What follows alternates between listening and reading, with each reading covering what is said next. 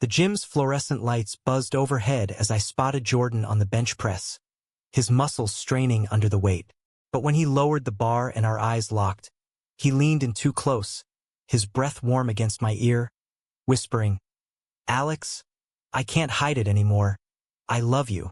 My heart stopped, the bar nearly slipping from my grip, as the world I'd known shattered in that instant. In the heart of Chicago, where the skyline pierced the clouds and the streets pulsed with life, I, Alex Thompson, had always prided myself on being the picture of normalcy. A 28-year-old accountant at a mid-tier firm, engaged to my high school sweetheart Emily, with a cozy apartment in Lincoln Park and parents who beamed at every family gathering. Jordan Hayes was the wild card I'd never seen coming. We met 6 months ago at Powerhouse Gym, the kind of place where sweat and ambition mingled in the air. He was 30, a graphic designer with a freelance gig that let him sculpt his body like a Greek statue. Broad shoulders, a jawline that could cut glass, and eyes that held stories I hadn't yet deciphered. Our friendship started innocently enough. I'd been struggling with my bench press plateau, and Jordan offered to spot me one evening when the gym was thinning out. "Need a hand, man?" he'd said, his voice steady and confident. From there, it evolved into regular sessions, spotting each other, sharing protein shake recipes, venting about work stresses. He was easy to talk to, the kind of guy who listened without judgment. But that whisper changed everything. I pulled back, the bar clanging into the racks as I stammered. "What? Jordan, I'm straight. Engaged." His face fell, but he didn't back down. "I know, but feelings don't care about labels, Alex. Just think about it." The next few days were a blur of avoidance. I skipped the gym, buried myself in spreadsheets at work, and clung to Emily like a lifeline.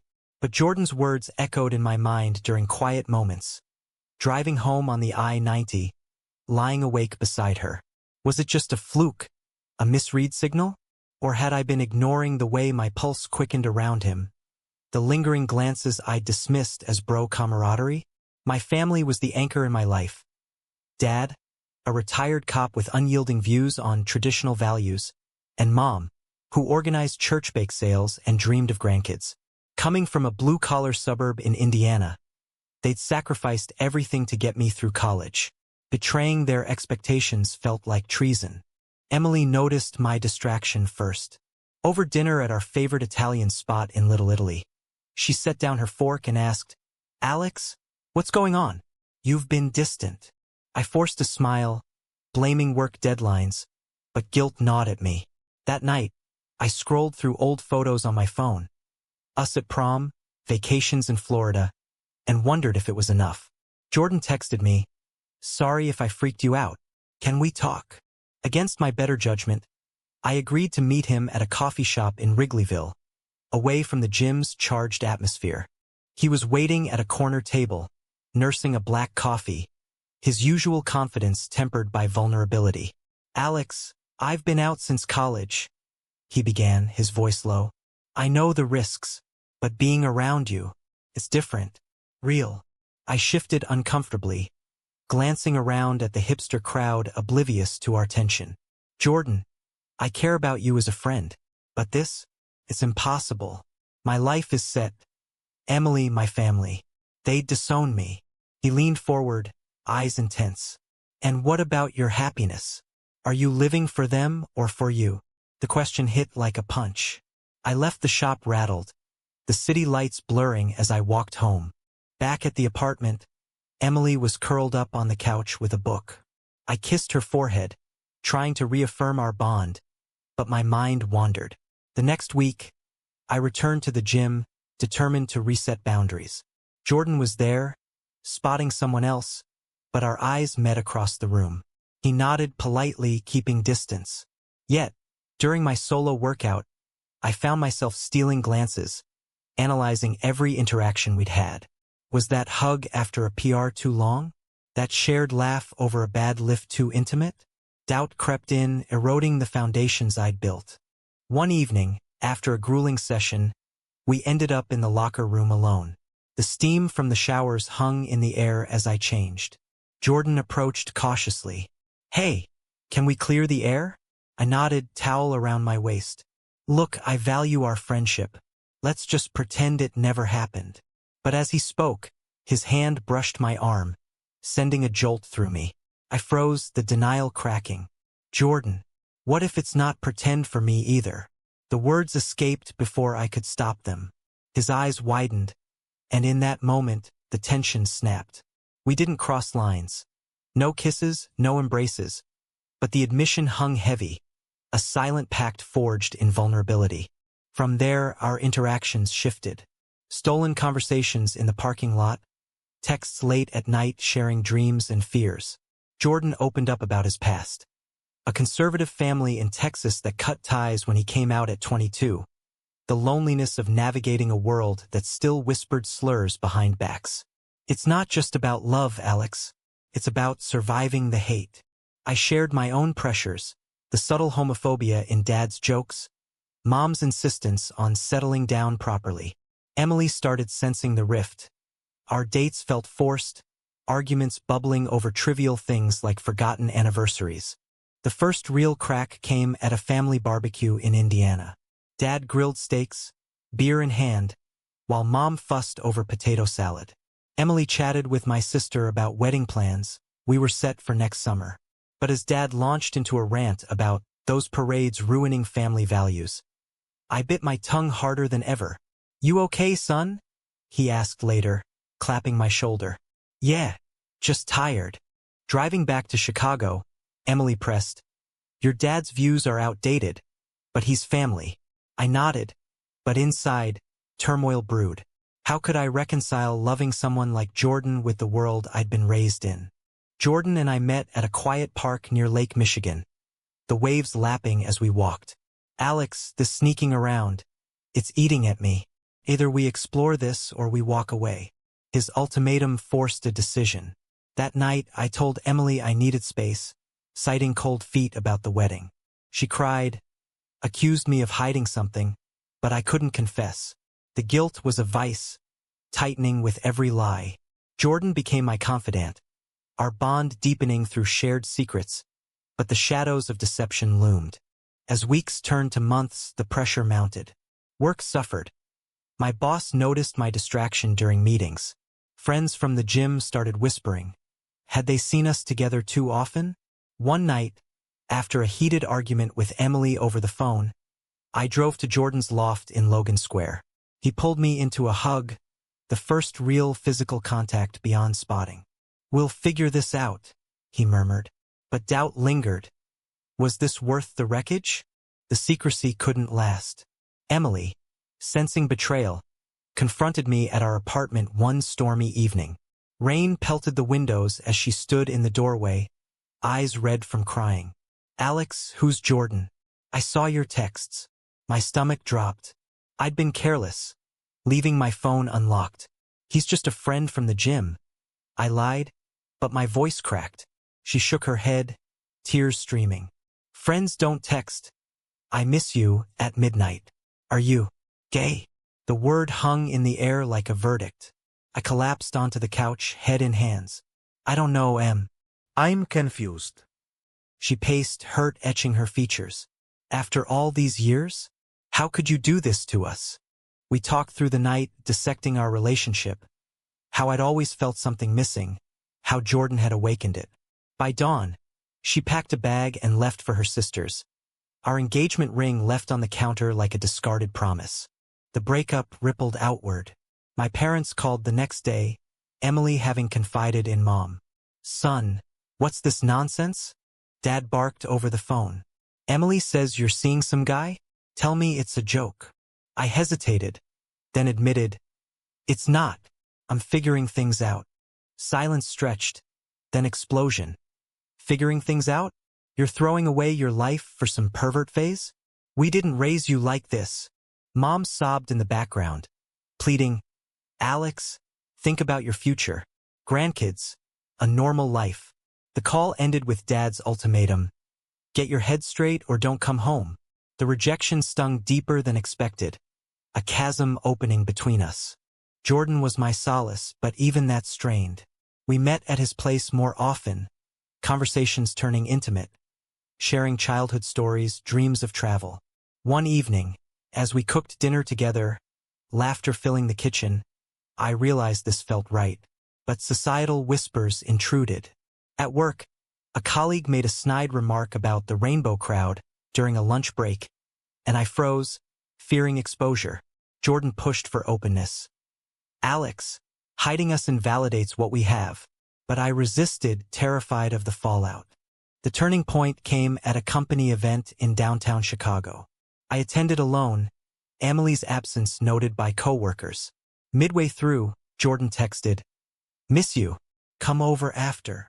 Buoyed by a few drinks, I left early and headed to his loft. But as I parked, I spotted a familiar car, my best friend Mike's. Paranoia spiked. Mike was straight-laced, a gym buddy who'd introduced me to Powerhouse. Inside, Jordan greeted me warmly, but tension simmered.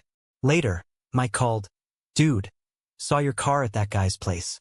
The one everyone's whispering about. You okay?" I deflected, but seeds of doubt planted.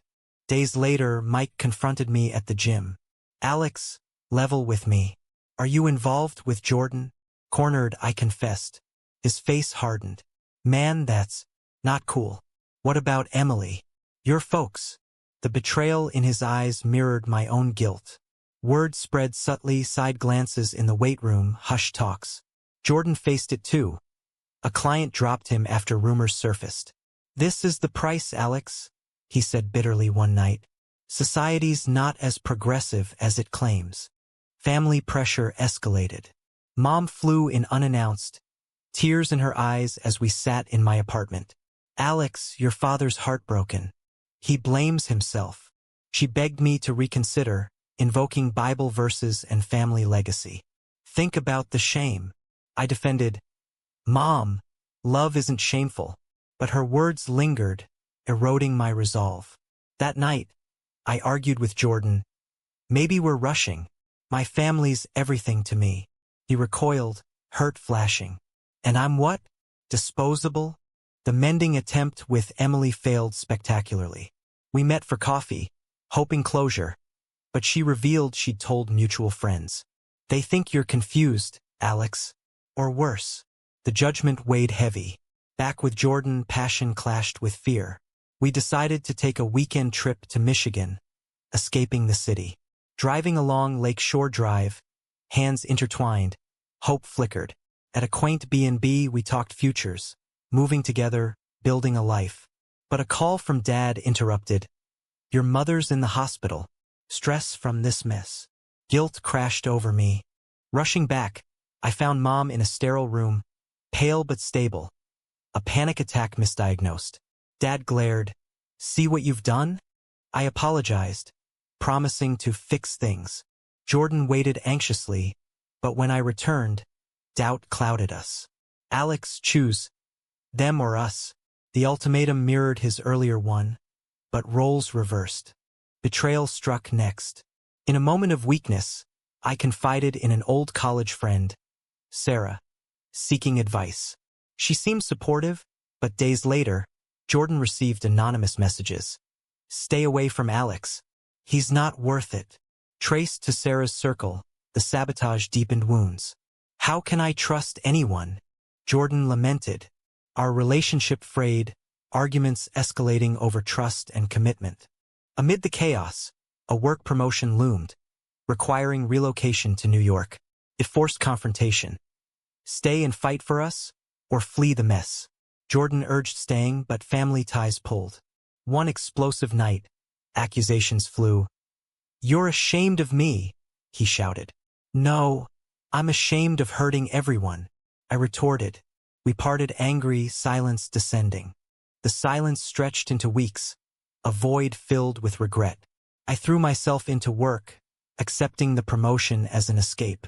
Packing boxes in my apartment, memories assaulted me. Jordan's laugh, his steady presence.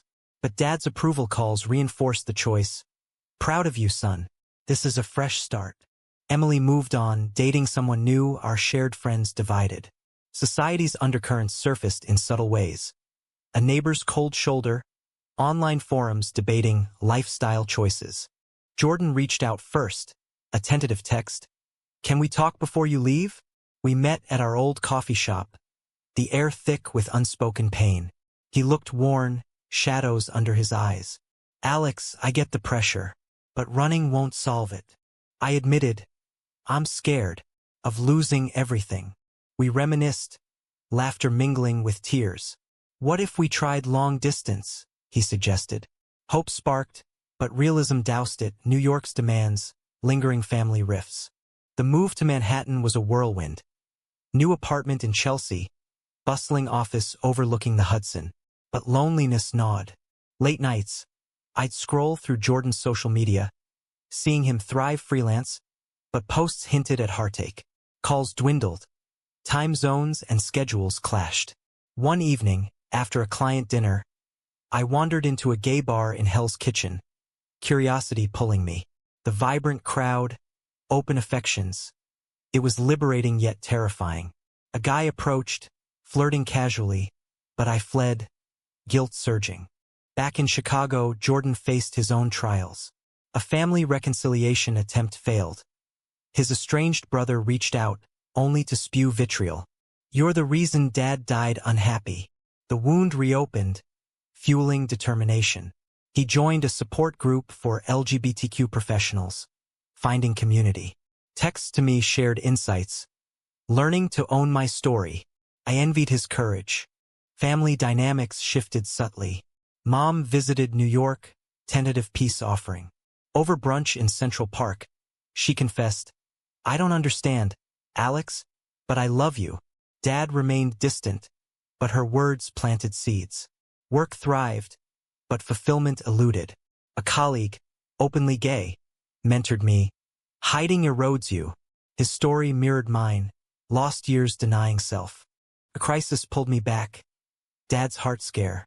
Flying to Indiana, hospital sterile scent assaulting senses. He looked frail in the bed, Mom hovering.